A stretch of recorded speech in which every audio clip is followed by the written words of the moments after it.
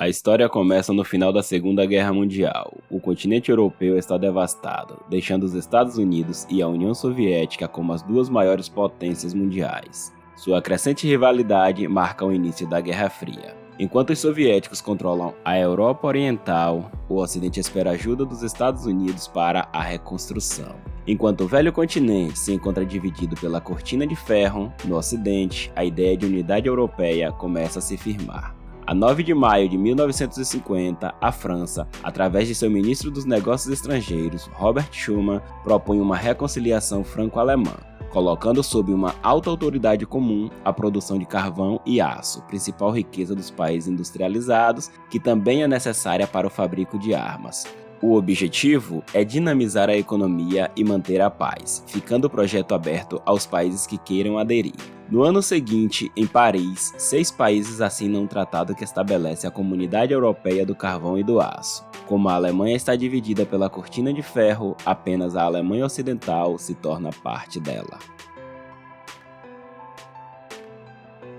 Para acelerar o desenvolvimento da Europa, os 6 países fundadores se reuniram em 25 de março de 1957 em Roma para assinar 2 novos tratados. O primeiro tratado cria a Comunidade Econômica Europeia, cujo principal objetivo é estabelecer um mercado comum, inclusive permitindo a livre circulação de trabalhadores e eliminando tarifas entre os Estados-membros.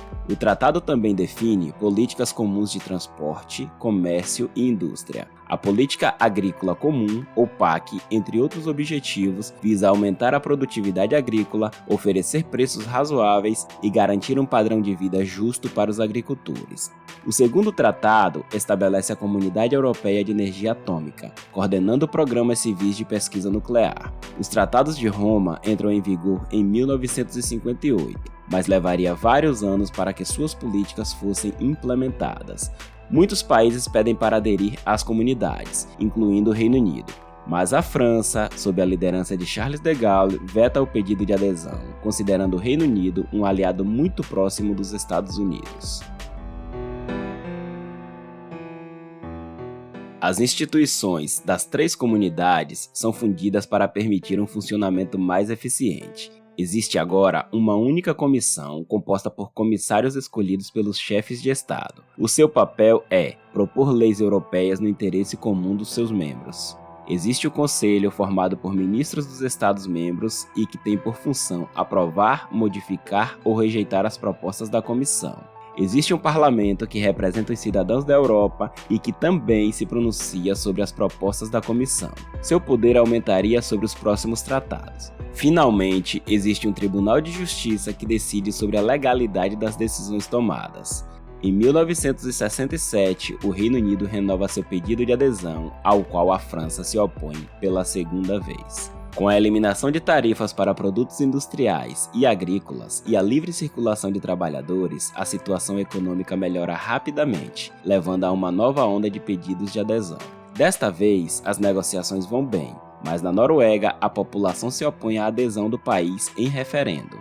Em 1973, a Irlanda, o Reino Unido e a Dinamarca aderiram à comunidade.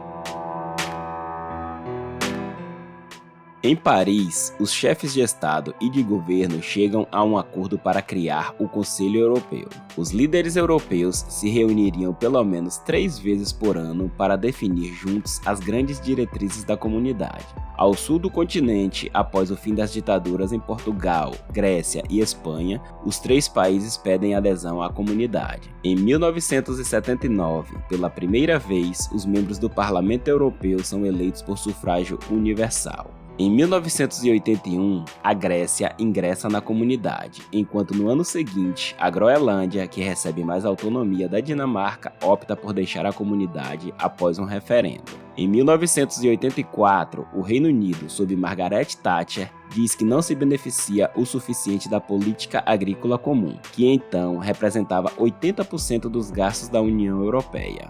O país negocia e consegue uma redução da sua contribuição para o orçamento da comunidade. Em 1986, Espanha e Portugal aderem à comunidade. 12 Estados-membros e a Comissão Europeia impulsionam o mercado interno ao assinar o Ato Único Europeu.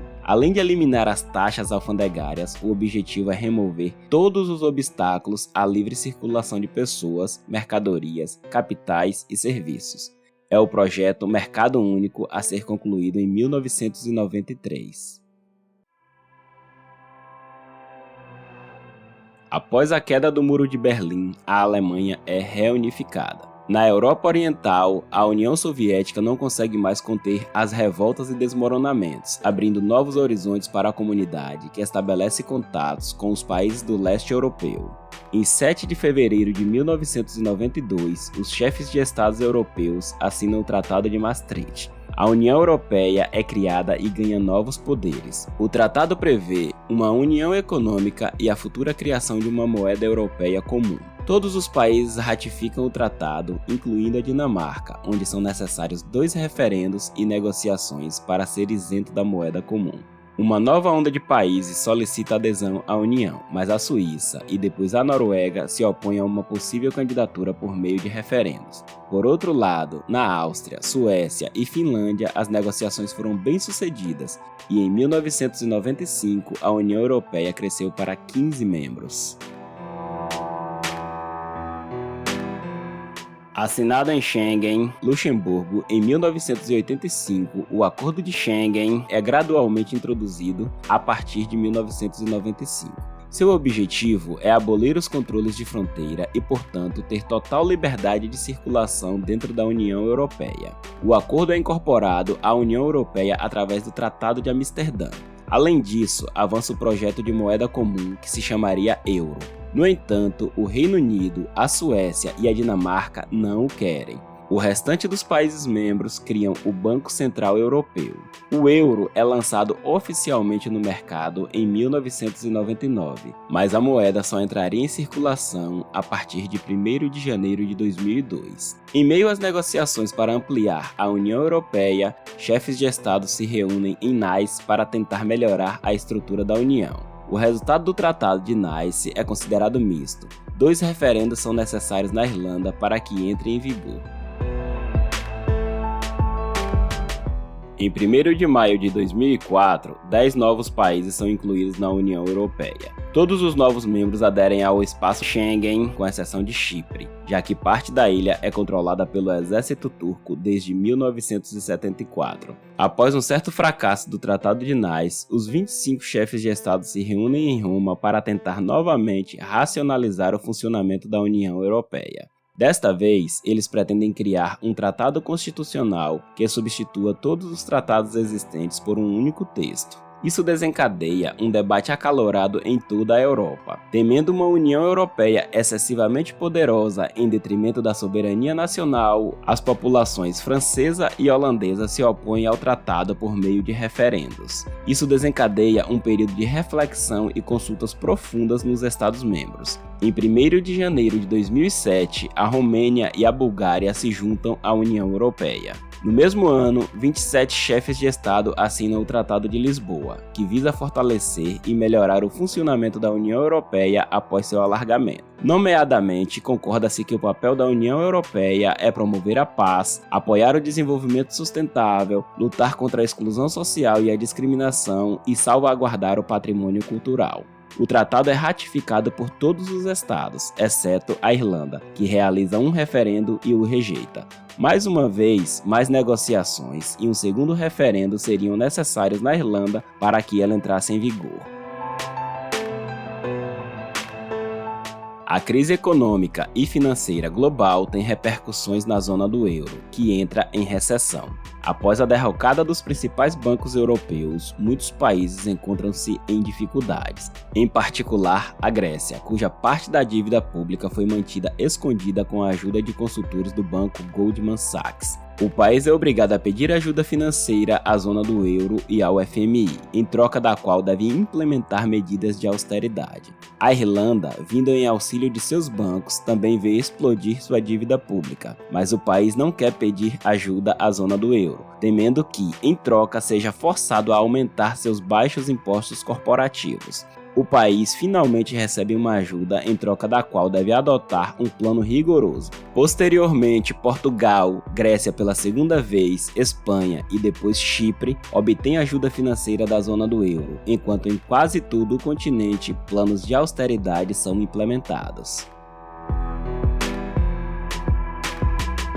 Em 2013, a Croácia adere à União Europeia. Nas fronteiras do continente, a chamada Primavera Árabe criou instabilidade em muitos países. A guerra civil na Síria, uma segunda guerra civil na Líbia e no Iraque, e outros eventos como a guerra no Afeganistão e a violência no Chifre da África levam muitas pessoas a migrar para a Europa. Apesar da construção de muros na fronteira turca, em 2015, mais de 1 milhão de imigrantes entram no espaço Schengen. A Europa tenta frear o fluxo migratório. Patrulhas de segurança são reforçadas no mar Mediterrâneo, enquanto alguns países reintroduzem temporariamente controle em suas fronteiras. Além disso, a União Europeia assina acordos com a Turquia e depois com a Líbia, onde a situação política é muito instável, para que controlem e bloqueiem as chamadas rotas migratórias ilegais em troca de ajuda financeira.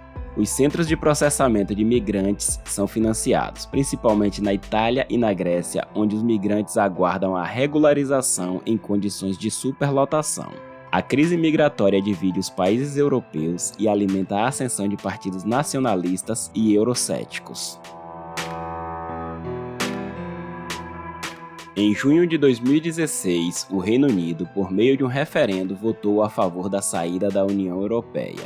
O país entra, então, em longas e difíceis negociações com a União Europeia para definir as condições de sua saída. Após algumas falhas, um acordo para o Brexit é finalmente alcançado e o Reino Unido sai da União Europeia em 31 de janeiro de 2020. Embora o Reino Unido não tenha mais poder de decisão no bloco, continua contribuindo para o orçamento europeu e recebendo financiamento pelo menos até o final do ano. Até este prazo, pretende-se negociar acordos futuros com a União Europeia, nomeadamente no que diz respeito aos direitos aduaneiros, à livre circulação, ao Estatuto dos Europeus Residentes no Reino Unido e vice-versa, e ao Estatuto da Fronteira que separa a Irlanda da Irlanda do Norte.